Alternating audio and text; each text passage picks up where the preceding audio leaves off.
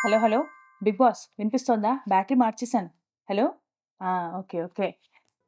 ఏవండి 105 రోజులు big boss చూసిన తర్వాత నాకోటి అర్థమైపోయింది. నేను బిగ్ బాస్ సక్సెస్ ఫార్ములాని కనిపెట్టేసా. ఆ! నాకర్థమైపోయింది.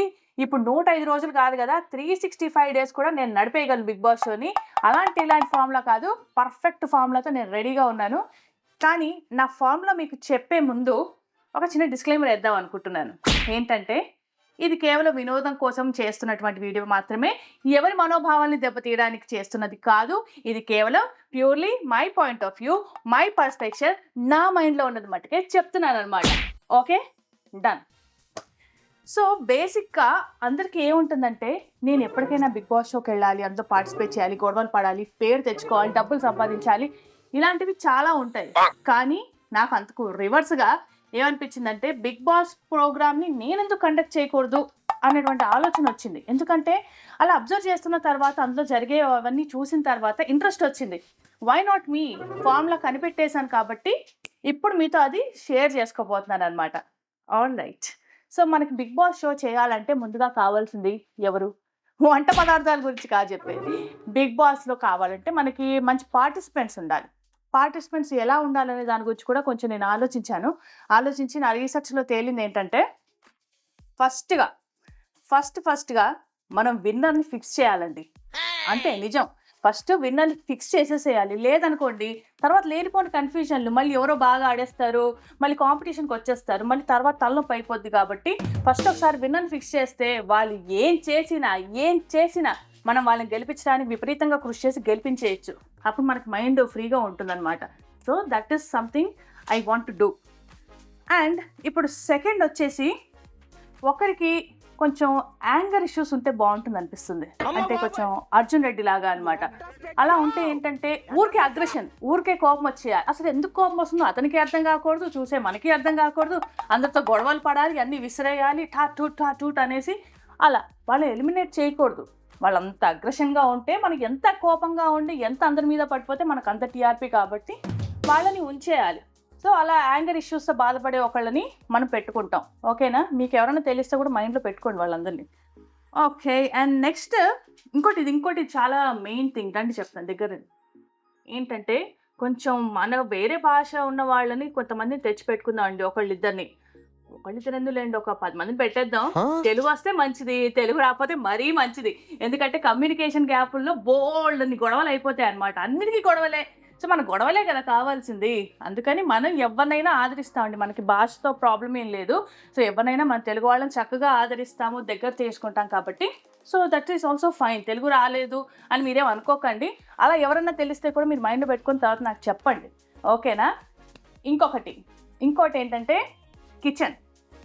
కిచెన్‌లో బాగా గొడవ పడేవాళ్ళు ఎవరన్నా ఉంటే చాలా బావుంటుంది. లైక్ కుక్కర్ల కోసం, దోసల కోసం, ఉప్పు కోసం, పప్పు కోసం, నాకిది సరిపోలేదని, వాళ్ళకి ఎక్కువ వేశావని అలా ప్రతి దానికి ఎలా గొడవలుండాలంటే, మనకి కుళాయి దగ్గర ఇట్లా పెట్టుకుంటారు కదా! బిందెల కోసం గొడవలు పెట్టుకుంటారు కదా! ఆ టైప్‌లో ఎవరన్నా గొడవ పడేవాళ్ళు ఎవరైనా ఉంటే చాలా బావుంటుందనిపిస్తుంది. సో, కిచెన్‌లో గొడవలు లేకపోతే పెద్ద మజా రాదండి. ఫుడ్ కోసం గొడవలు పడాలి. అది నేచర్. ఇన్ని సీజన్స్‌లో నేనదే చూసాను. ఇది కూడా one of the success formula you know. ఆహ్, ఇంకా గ్లామర్ కోసం. గ్లామర్ కోసం కొంతమందిని పెట్టుకుంటే చాలా బావుంటుంది. వాళ్ళేం ఆడక్కర్లేదు. ఆడాల్సిన అవసరమే లేదు. జస్ట్ మంచిగా చక్కగా తయారైపోయి అటు ఇటు తిరగాలి. లవ్ ట్రాక్ ఒకటి నడిపించుకోవాలి. అలా లవ్ బర్డ్స్ ఎంతమందైనా ఒకళ్ళిద్దరు జంటను పెట్టుకుందామా? అమ్మో! నా మైకు బాబోయ్! ఎంతమందిని జంటను పెట్టుకుందాం? మైక్ సరిగ్గా పెట్టుకో. 'బిగ్ బాస్' నుంచి ఫోనొస్తుంది అమ్మమ్మో! మళ్ళీ. వద్దు. వద్దు. ఆ! ఒక ఒక ఇద్దరు జంటలను పెట్టేద్దామా? లవ్ హ్మ్. జంటని. హ్మ్. ఇద్దరిని వాళ్ళు పెట్టు. ఇద్దరిని పెడదాం. అప్పుడేంటంటే మంచిగా చూడడానికి చూడముచ్చటగా ఉంటుంది. అంటే ఒకళ్ళు అగ్రెషన్‌లో ఉన్నప్పుడు కొంచెం కామ్ డౌన్ అవ్వడానికి ఇలాంటి లవ్ ట్రాక్‌ని మధ్య మధ్యలో చూపిస్తూ ఉన్నామనుకోండి, చాలా బావుంటుంది కదా! మనకి అవసరం ఉన్నంత వరకు బావుంది అనిపించినంత వరకు మనం దాన్ని కంటిన్యూ చేస్తాము. దాని తర్వాత టీవీ సీరియల్స్‌లో లాగా మనం వాళ్ళిద్దరిని విడగొట్టేసి, చెడగొట్టేసి, ఒకళ్ళు బాధతో, విరహ వేదనతో ఉన్నప్పుడు కూడా టీఆర్‌పీలొస్తాయి. అలా కూడా ప్లాన్ చేసుకోవచ్చు. సో, దానివల్ల చాలా అడ్వాంటేజెస్ ఉంటాయి. ఆట రాకపోయినా పర్వాలేదు. ఇట్ డజంట్ మ్యాటర్ అనమాట. ఒకవేళ హ్మ్. నువ్వు అనుకున్న ప్లాన్ ప్రకారం జరగకపోతే ఏం చేస్తావు? అనుకున్నట్టు జరగకపోతే ఏముంది? వైల్డ్ కార్డ్ పేరుతో ఓ 10 మంది లోపల తోసేయడమే. వాళ్ళు మళ్ళీ కొట్టుకుంటారు. సో, అది గూడా కంటెంటే గదా! సో, అది కూడా దానికి కూడా బ్యాకప్ ప్లాన్స్ ఏశాను. ఇన్ని చూసిన దాన్ని మరి దాన్ని నేను లెక్కలోకేసుకోనా చెప్పు? అదనమాట. అండ్ నెక్స్ట్ ఇంకొకటి, మనకి లవ్ రసం అయిపోయింది, యాంగర్ ఇష్యూస్ అయిపోయి, విన్నర్ అయిపోయింది, కిచెన్ గొడవలు అయిపోయింది. కాబట్టి ఇంకొకటి ఏడుపు రసంలో ఒకళ్ళు కావాలి. సో వాళ్ళు అన్నిటికీ ఏడుస్తూ ఉండాలి. ఆడవాళ్ళు ఏడుస్తుంటే చూడలేం కాబట్టి మగవాళ్ళు ఏమన్నా పెడదామా, ఏడ్చే ఉంటే బాగుంటుందేమో. పాపం ఆడపిల్లలు ఏడిపించలేము. అందుకని అలా ఎవరన్నా ఏడిచ్చే వాళ్ళు ఉన్నారనుకో, అప్పుడు ప్రతి ఒక్కళ్ళు వాళ్ళనే ఇది చేయాలన్నమాట. నువ్వు ఎమోషనల్లీ వీక్ అని వాళ్ళు ఇంకా ఎమోషనల్గా డౌన్ చేసేసి, అలా వాళ్ళంతా వాళ్ళు వద్దు, నాకు ఈ షో వద్దు మహాప్రభు, నేను వెళ్ళిపోతాను, నన్ను ఎలిమినేట్ చేయండి బిగ్ బాస్ అనేసి వాళ్ళు అనాలి.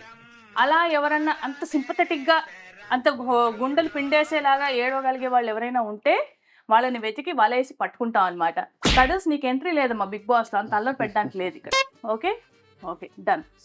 సో అండ్ ఇవన్నీ ఉన్నాయి అనుకో, ఇప్పుడు వీళ్ళందరూ మనకు కావాల్సిన కంటెస్టెంట్స్, అంటే వీళ్ళందరూ షోని ముందుకు తీసుకెళ్లేటువంటి కంటెస్టెంట్స్. మరి అలా అయితే ఎలిమినేట్ ఎవరిని చేయాలి?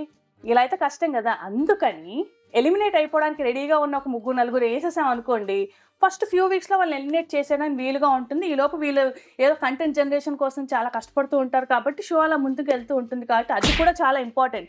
ఇప్పుడు నడిపించే వాళ్ళే కాదు, బయటికి వెళ్ళిపోయే వాళ్ళు కూడా ఇంపార్టెంట్. కాబట్టి ఒక 3-4 బయటికి వెళ్ళిపోవడానికి వీలుగా ఉండే వాళ్ళని ప్లాన్ చేద్దాం అనుకుంటున్నా. ఏమంటావు? కరెక్ట్గా చెప్పాను ఇప్పటిదాకా? మామూలుగా ఉండదు మన అబ్జర్వేషన్. అన్ని పాయింట్స్ కవర్ అయినట్టేనా? ఎప్పుడు స్టార్ట్ చేస్తావు మరి కొత్త షో? నేను స్టార్ట్ చేద్దాం అనుకుంటున్నాను. ఇప్పుడే అయింది కదా, నిన్న మొన్నే అయింది కదా. ఇప్పుడు వస్తాయి చూడండి కామెంట్స్. నాకు ఏం చేసినా వస్తాయి, ఇలా రావాలి కామెంట్స్, వస్తేనే కదా కిక్కు. మరి హోస్ట్ని కూడా ప్లాన్ చేద్దాం అనుకుంటున్నాను. ఉంటామేంటి హోస్ట్గా?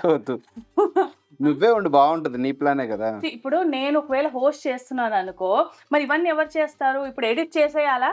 నాకు కావాల్సిన విన్నర్ని గెలిపించాలి అని నేను అనుకుంటున్నప్పుడు వాళ్ళు ఏమైనా వెధవ పని చేస్తే ఎవరు ఎడిట్ చేస్తారు? నేనే దగ్గరుండి అవన్నీ కట్ చేయాలి, నాకు కావాల్సిన కంటెంట్ వేయగలగాలి. సో నేను బ్యాక్ స్టేజ్లో ఉంటే బెటర్ అనిపిస్తుంది. సో నేను చెప్పింది నువ్వైతేనే వింటావు కాబట్టి, ఎవరు వినరు కాబట్టి బేసిక్గా. అందుకే నువ్వే హోస్ట్గా ఉంటే బాగుంటుందని నాకు మంచి ఆలోచన వచ్చింది. ఏమంటావు? ఈ వీడియో ఎవరైనా చూస్తారా? ఎవరు చూడరు. చూస్తే చూసారు, లేకపోతే లేదు. ఏం చేస్తాం చెప్పు? అన్ని వీడియోలు చూస్తారా ఏంటి అందరు? అందుకే కదా ఇంత ధైర్యంగా చేసేది. ఎవరన్నా చూస్తే చేస్తా. కేవలం వ్యూస్ రావన్న పొగరుతో ధైర్యంతో చేస్తున్నట్టుగా అనిపిస్తుంది. డెఫినెట్లీ ఎలాగో ఎవరు చూడరండి మన వీడియోలు, ఎవరు చూస్తాడు? అందుకని మనం చేసుకోవడమే, నోటికొచ్చి చెప్పుకోవడమే. సో ఇదైతే నేను సక్సెస్ ఫామ్లో కనిపెట్టేశాను. 365 డేస్ ఓకేనా? 365 డేస్ ఇలాంటి క్యారెక్టర్స్ని మనం పెట్టేసి నడిపించేద్దాము. అండ్ హోస్ట్ కూడా ఫిక్స్ అయిపోయాడు, నేనే వెనకాలన్నీ నడిపించేది. మంచి సక్సెస్ ఫామ్లా ఎవరన్నా దీంట్లో ఇన్వెస్ట్ చేయాలనుకుంటే, మీ టైంని, ఓపికని, ఇంట్రెస్ట్ని అవన్నీ ఇంట్రెస్ట్ చేయాలనుకుంటే మటుకు డెఫినెట్గా ఇన్వెస్ట్ చేసుకోవచ్చు. ఓట్లు కూడా చేసి వాళ్ళని గెలిపించవచ్చు. ఇది గెలిపించకపోయినా మేమే గెలిపించుకుంటాం అనుకోండి. సో ఎన్ఆర్ఐ బిగ్ బాస్ అది ఎన్ఆర్ఐ బిగ్ బాస్ అనమాట. సో అలాంటి క్యారెక్టరిస్టిక్స్ ఎవరైనా మీకు తెలిస్తే చెప్పండి. అలాగే మీ మైండ్లో కూడా ఏమైనా థాట్స్ ఉంటే, అంటే ఇలాంటి వాళ్ళు కూడా ఉంటే బాగుంటుంది రమ్య గారు అని అంత రెస్పెక్ట్ ఎవరు ఇవ్వట్లేదు అనుకోండి, బట్ ఏదైనా మీకు అనిపిస్తే చెప్పండి, కింద కమెంట్ సెక్షన్లో పెట్టండి. ఎలాంటి వాళ్ళు ఉంటే షో హైప్ వస్తుందని. కొంచెం మీది ఇచ్చే ఐడియాస్ని కొట్టేద్దాం అనుకుంటున్నాను, నేను కొట్టేసి వాడేసుకుంటాను అనమాట. అదే చేత్తో పైన లైక్ బటన్ ఉంటుంది, ఆ లైక్ బటన్ కూడా కొడితే బాగానే ఉంటుంది. సబ్స్క్రైబ్ బటన్ కూడా కొడితే ఇంకా బాగుంటుంది అనుకోండి. మీకు కూడా పార్టిసిపేట్ చేసే అవకాశాన్ని ఇస్తాను. ఓకే.